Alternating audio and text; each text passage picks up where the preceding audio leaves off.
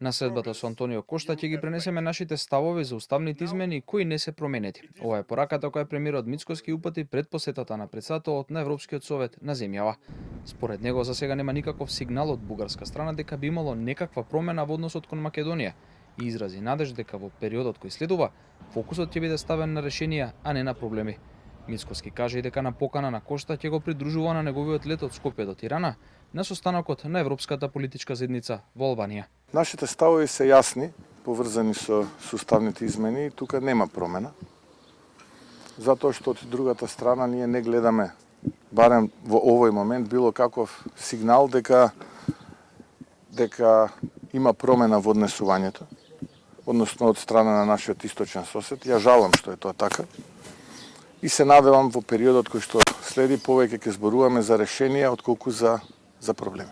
Кошта, кој што пред да ја започне турнејата на регионот, порача дека Унијата мора да ја врати довербата кај земјите од Западен Балкан, денеска е во Подгорица, од каде повтори дека проширувањето е најважната геополитичка инвестиција на Унијата за стабилност на континентот.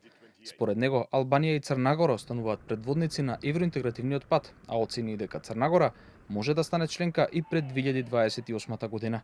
Нагласи дека покрај политичкиот консензус, клучно на патот кон членството е одржување на добрососедски односи, особено со земјите членки. Political consensus and institutional stability are vital to complete the accession. And it is also very important to maintain good neighborly relations and naturally, especially with those countries who are already members of the European Union.